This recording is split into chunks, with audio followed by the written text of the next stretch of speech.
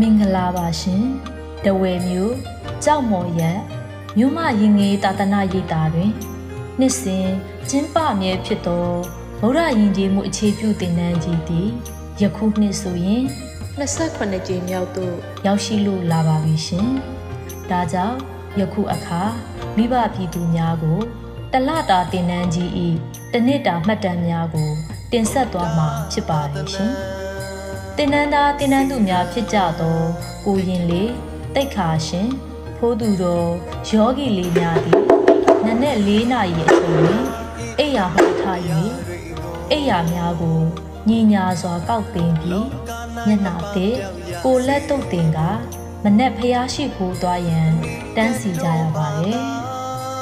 နနက်4နာရီ30မိနစ်အချိန်စွမ်းစားကြောင်းပေါ်တွင်စုပေါင်း၍ဖျားရှိခိုးတရားရှုမှတ်ကြရပါတယ်9နာရီ30မိနစ်အချိန်တွင်အာယုံစွမ်းဖုံးပေးကြရပါတယ်အာယုံစွမ်းဖုံးပေးပြီးကိုရင်လေးများက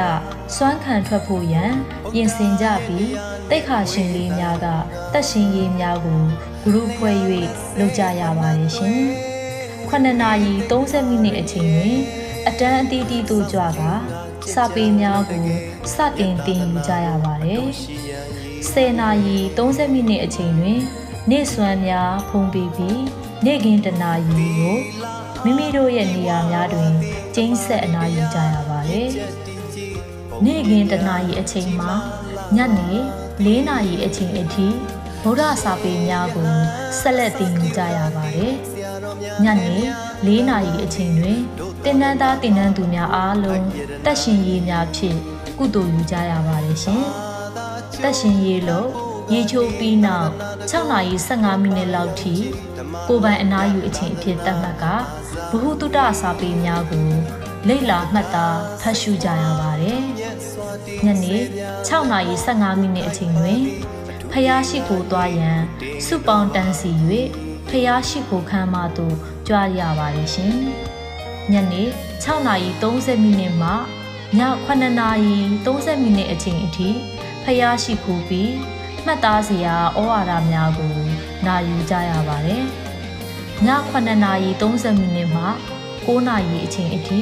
အတန်းအသီးသီးတို့ကြွကကြက်မှတ်ကြရပါတယ်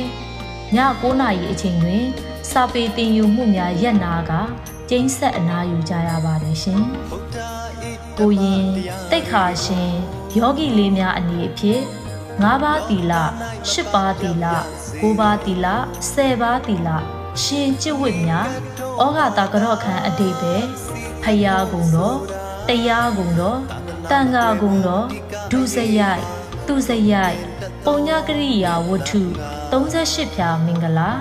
မေတ္တာပို့တတိပဋ္ဌာန်သင်္ကလောဝါဒဒါရကောဝါဒတန်လေခတုတ်ကိုจิตအဘိဓမ္မာအစရှိသောသင်ခန်းစာများနှင့်အင်္ဂလိပ်စာတို့ကိုသင်ကြားရ၍အဖိတ်နေ့တိုင်းကိုရင်တိတ်ခါရှင်တို့သည်ဟောပြောပွဲရှိပြီးသင်တန်းကာလတစ်လအတွင်း၌ဥပုသ်နေ့တိုင်းစာမေးပွဲကို4ကြိမ်ဖြေဆိုကြရပါတယ်ရှင်